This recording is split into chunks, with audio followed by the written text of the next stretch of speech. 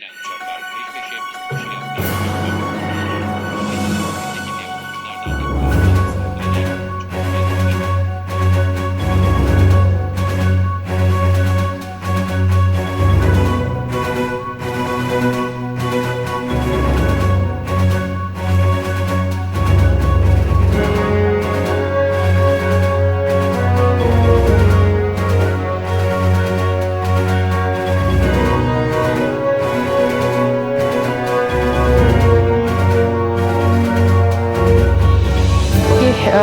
Pada video kali ini saya akan membahas tentang kudeta yang terjadi di Turki, ya. Jadi kudeta yang terjadi di Turki pada 15 Juli 2016 merupakan peristiwa langka bagi saya karena bisa menyaksikan langsung bagaimana kudeta terjadi, bagaimana kudeta berlangsung, siapa saja aktornya, dan tentu saja suasananya bagaimana, begitu ya. Nah, saya ingin cerita tentang pengalaman saya ketika masih di Turki, begitu. Kebetulan 15 Juli selalu dikenang sebagai peristiwa kudeta berdarah di Turki, begitu. Dan setiap tahun dirayakan. Bahkan untuk tahun ini pemerintah Turki membuat film khusus untuk merekam, begitu ya, mereka ulang bagaimana peristiwa itu terjadi, begitu. Nah, kali ini saya ingin fokus tentang bagaimana pengalaman saya saat itu, begitu ya. Jadi pada 15 Juli 2016 posisi saya masih sebagai mahasiswa semester akhir sedang menulis disertasi. Itu detik-detik menanti ujian tesis kalau di ACC, begitu ya. ACC kemudian ujian, kan begitu. Nah, kalau saat itu situasi di Turki tidak menentu, boleh jadi kuliah saya bisa dipospon, begitu ya, bisa tertunda beberapa saat. Tapi untungnya, begitu ya, saat itu kudetanya tidak berhasil dan pemerintahan yang saat itu memerintah mampu mengendalikan situasi sehingga Turki tetap stabil seperti saat ini dan sampai sekarang. Ya. Pertama, kita mengetahui di Turki ada kudeta itu pukul 10 malam, gitu ya. Padahal pada sore hari itu kita di Istanbul jalan seperti biasa. Saya dan teman-teman saat itu baru pulang dari kontrakan teman. Kita mengetahui ada macet di Istanbul, dan menurut kita Istanbul kalau tidak macet bukan Istanbul, kan begitu. Nah, kita tidak merasa ada sesuatu yang terjadi, sehingga ya sudah, kita jalan kaki saja menikmati sore Istanbul yang indah di pesisir Besiktas yang dekat dengan Bosporus. Nah, sesampai di asrama kita mengetahui kabar berita bahwa sedang terjadi situasi yang rumit di Turki, begitu ya. Ada gonjang-ganjing lah. Nah, selanjutnya kita mengetahui bahwa Turki sedang menghadapi situasi yang berbahaya itu lewat Twitter, begitu ya. Dan saat itu saya dan teman-teman di asrama orang Turki, kita bertanya apa yang sedang terjadi, gitu. Nah, kita rame-rame di asrama melihat perkembangan di Twitter, dan saat itu menyaksikan sebuah video tentang seorang host atau anchor TV TRT itu membacakan teks, gitu ya. Jadi stasiun televisi Turki menyiarkan secara langsung bahwa militer telah berhasil mengambil alih kekuasaan dan pemerintahan untuk sementara dihandle oleh militer begitu. Saya sebagai orang yang belajar politik dan disertasi saya tentang demokrasi langsung menganalisa apa yang sedang terjadi begitu ya, bahwa ini kudeta gitu. Saya berkesimpulan ini kudeta, dan dari gestur pembawa berita itu terlihat keringat dingin begitu ya membaca naskah kudeta sedang terjadi begitu. Ketika itu disiarkan, tentu saja orang Turki bereaksi gitu ya. Wah, apa yang sedang terjadi gitu ya? Apa yang sedang terjadi di negara kita? Nah, di luar sana yang membuat suasana semakin mencekam adalah adanya jet tempur gitu. Jadi kota Istanbul yang tenang begitu seketika mencekam karena ada jet tempur yang terbang rendah. Jadi kalau jet tempur terbang rendah itu seperti apa namanya, petir yang sedang menerpa sebuah kota begitu ya, seperti London has fallen gitu. Nah, jet tempurnya juga sesekali melepaskan tembakan, sehingga kita semakin takut begitu. Dan saat itu teman-teman Turki menyuruh kita untuk berlindung ke bawah. Jadi kita disuruh berlindung ke basement supaya kalau ada serangan kita tidak jadi sasaran begitu. Kemudian lampu asrama disuruh dimatikan gitu ya. Asrama dimatikan supaya kita tidak terdeteksi.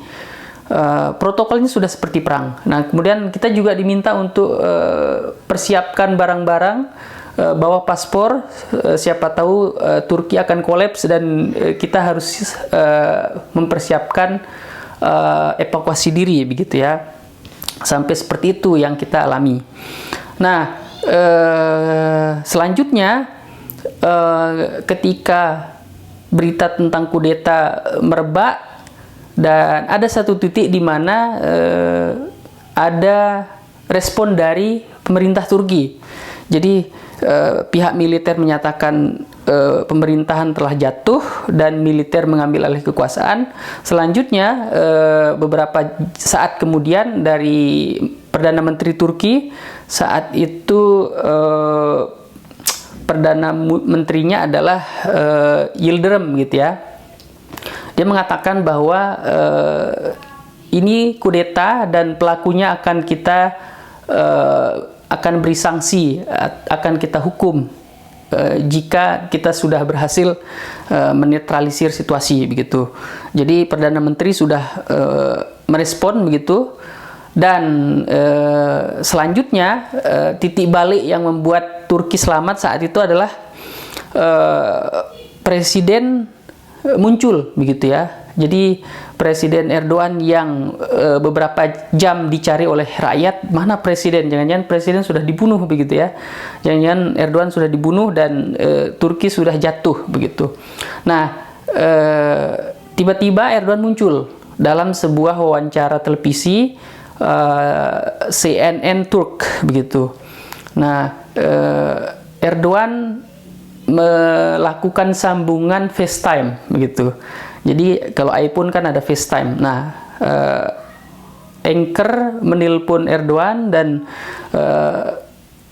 Erdogan tampak visualnya dan menyatakan bahwa dia masih hidup.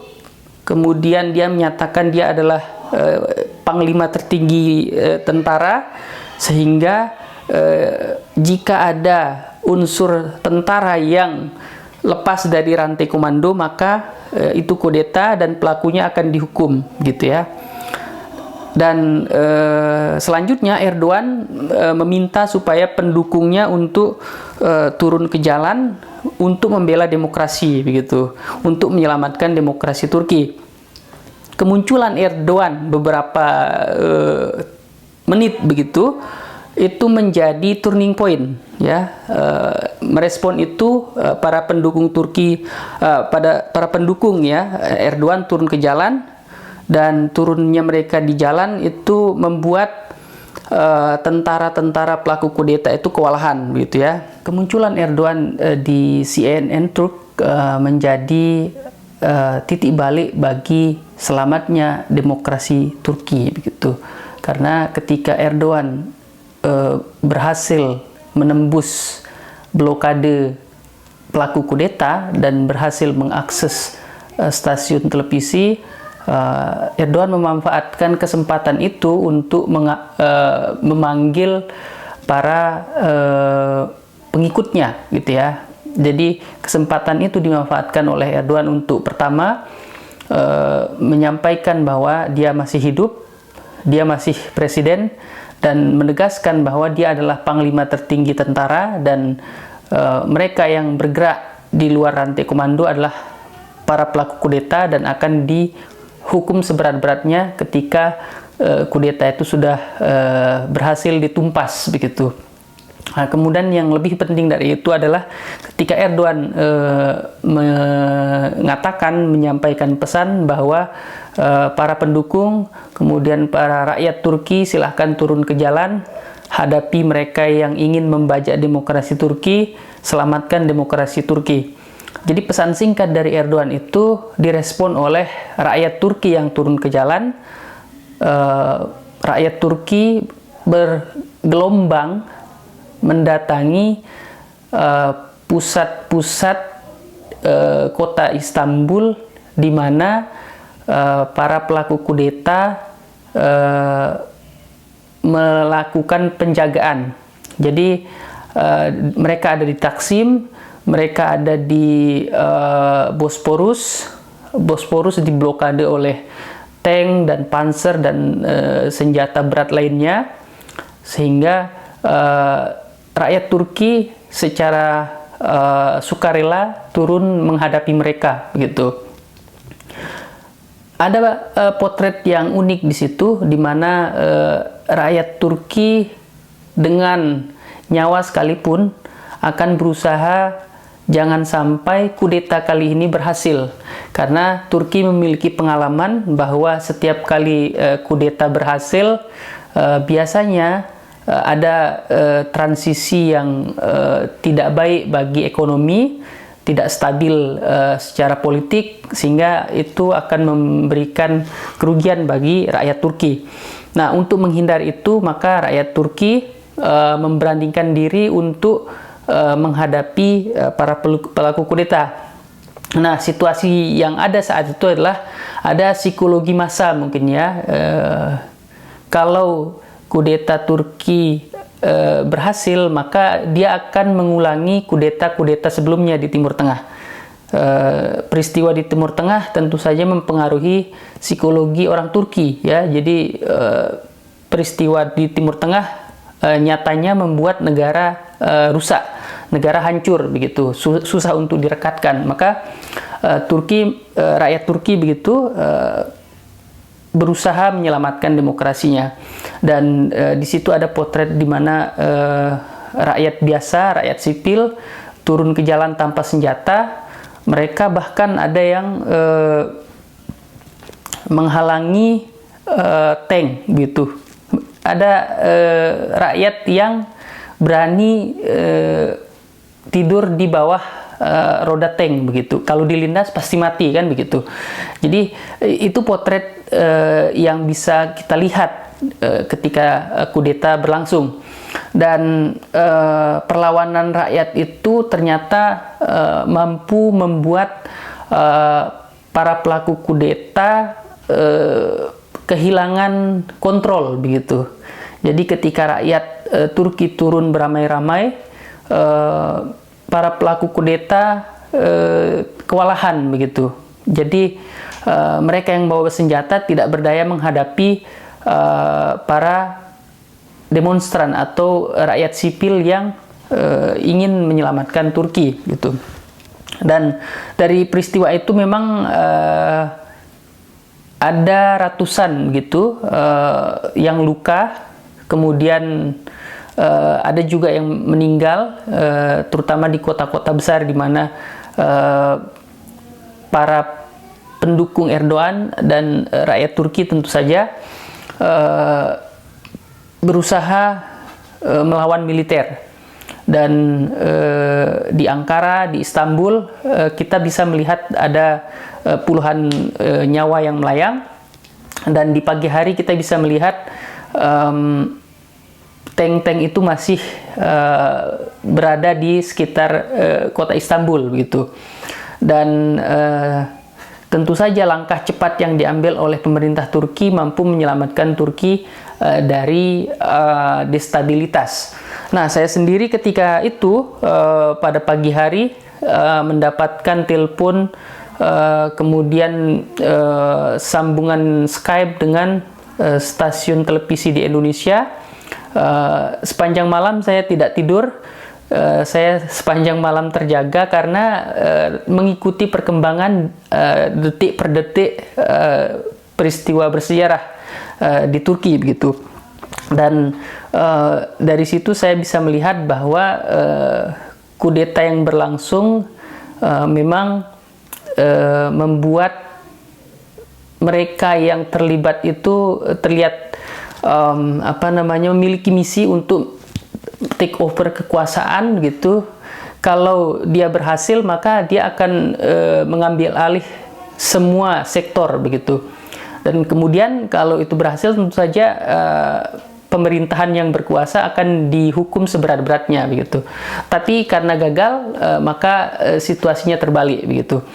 Nah, dari situ juga saya bisa ceritakan bahwa situasi yang kita saksikan saat itu memang sangat mencekam begitu. Melihat jet tempur terbang rendah itu saja kita begitu khawatir begitu. Dan tank-tank yang ada di jalanan Istanbul itu juga membuat suasana semakin dramatis gitu. Dan pada akhirnya begitu, sekarang setiap tanggal 15 Juli Turki merayakan atau mengenang begitu peristiwa itu. Dan ada event-event yang diselenggarakan, termasuk membuat film khusus untuk merekonstruksi kejadian itu begitu.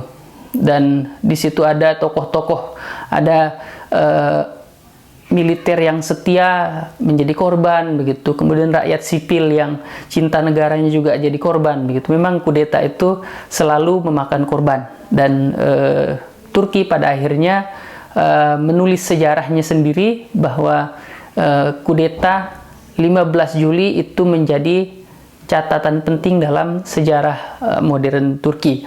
Mungkin itu yang bisa saya ceritakan dari pengalaman saya ketika melihat peristiwa 15 Juli 2016 di Turki.